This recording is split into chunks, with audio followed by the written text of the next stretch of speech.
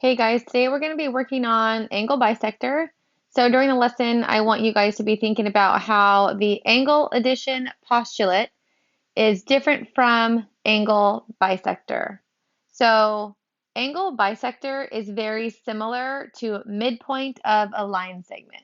So just to review midpoint of a line segment, if I were to draw a line and then label my points A, B, C, if I put these little tick marks here in the middle, that means that C is the midpoint of A and B. So that means that AC is congruent to segment CB. So a little bit of a review of the concept that we've already learned.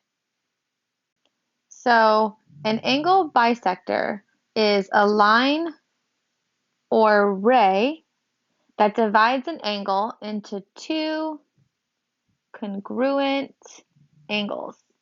So let's just draw an angle real fast. I'm going to label this A, B, and C. So it says an angle bisector is a line or ray that divides an angle in two. So that means that there will be a ray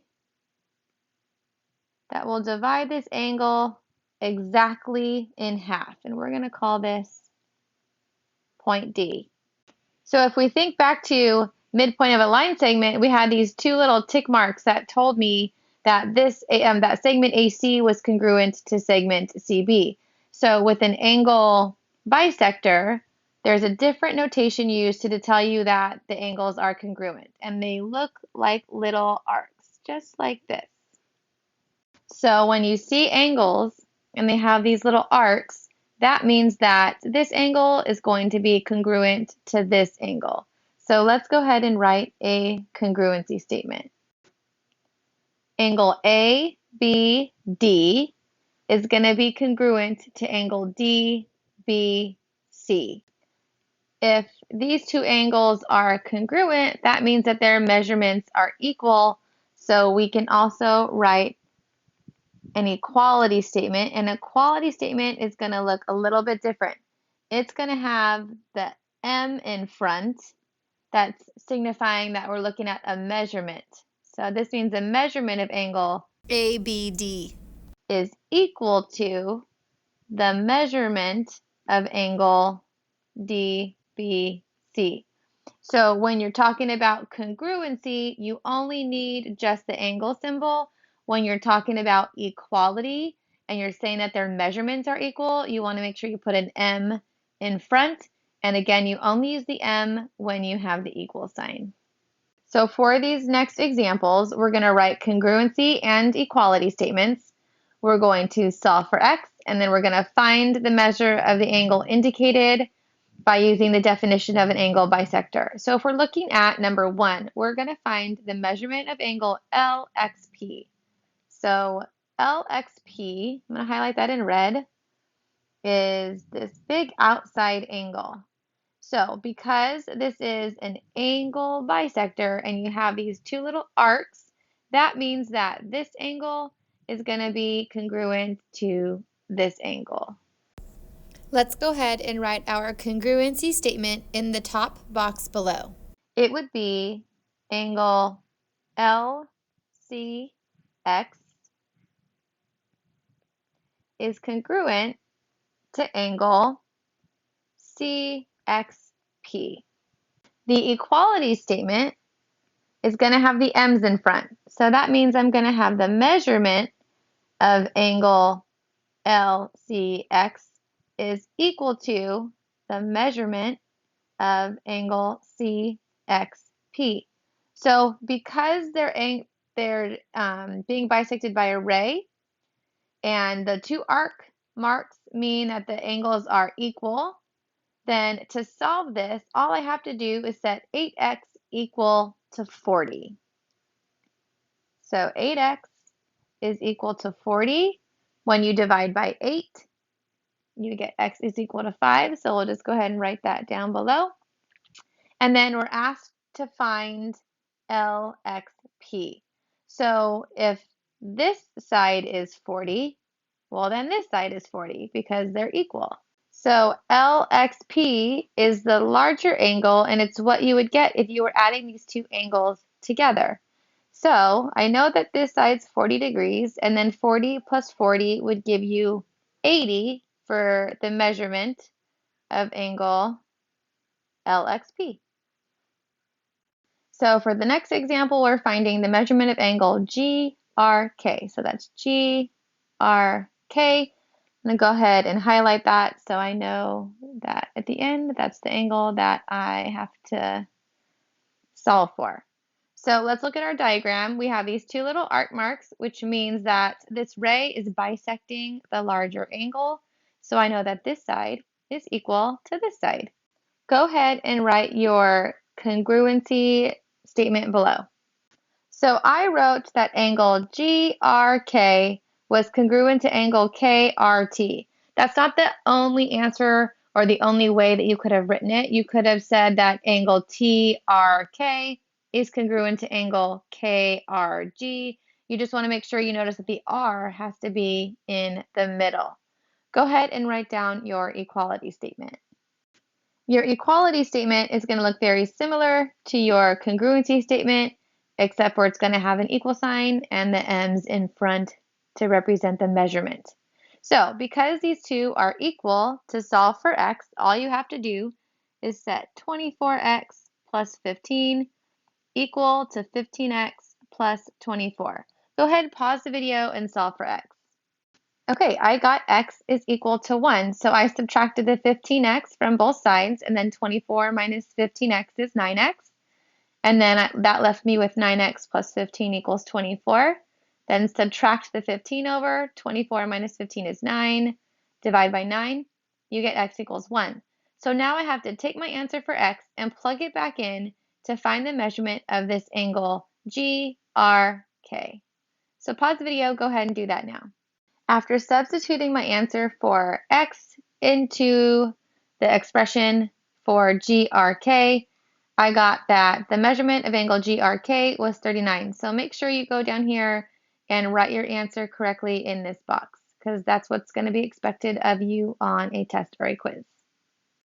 On this next example, we're given a description instead of a picture. So we're going to draw a diagram, find x, and solve for the given angle. So it says if ray CM bisects angle FCY and I'm just going to go ahead and stop there because we have to get our diagram first before we label this. So we have a larger angle that is FCY. And then the ray CM bisects that angle. So that's helpful because the ray goes down the middle, and then you label it CM. And now we can write down the expressions that go with each angle. So FCM, which is right here, is going to be 4x plus 6. And then angle MCY, which is this one, is going to be 3x plus 15. So right now there's something very important missing from my diagram. So because it says the ray CM bisects angle FCY, I have to make sure that I include my little arcs to show that those two angles are going to be congruent because I have an angle bisector. So this word kind of hints that the two angles are going to be equal. So go ahead, write your congruency and your equality statement below. Great job. So now to solve for x, all we have to do is set these two equations equal to each other. So we have 4x plus 6 is equal to 3x plus 15. Subtract the 3x over, and then subtract the 6x over, and you get x equals 9. So now we have to find the measurement of FCY. So FCY is the measurement of the entire angle. So I'm going to use the measurement of angle FCM, That's equal to 4x plus 6. So I'm going to replace this x with the 9, and that will give me 4 times 9 plus 6. And then 4 times 9 is 36 plus 6. And then 36 plus 6 is 42. So that means that this angle right here is 42 degrees. And the question is asking me for the larger angle. So if this angle is congruent to this angle, then I know that the measurement of angle MCY is also 42 degrees. So now all you have to do is add these two together. So I know that the measurement of angle FCY is equal to 84 degrees by adding these two together. For this next problem, we're looking at measurement WDE. So let's go ahead and find that one. WDE is right here.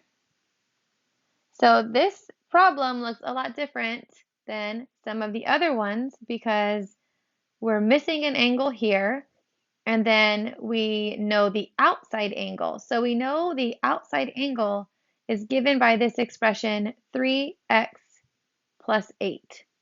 So what do you think we're supposed to do? So because you have these little arcs here, that tells me that WDX is congruent to XDE. So that means that I'm going to star this one because this one's a little bit difficult. This angle is also going to be 2x minus 9. So the whole lesson we've been setting these two things equal to each other, but it doesn't make sense to set 2x minus 9 equal to 2x minus 9 because everything is just going to zero out. So this one is going to look more like an angle addition statement. So we have the measurement of angle WDX. If I add that to the measurement of angle XDE, that is going to equal the measurement of angle WDE.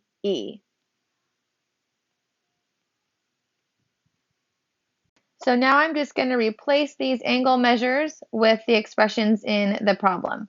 So we have 2x minus 9 plus another 2x minus 9 is equal to the 3x plus 8. Go ahead and solve that problem. See what you get for x.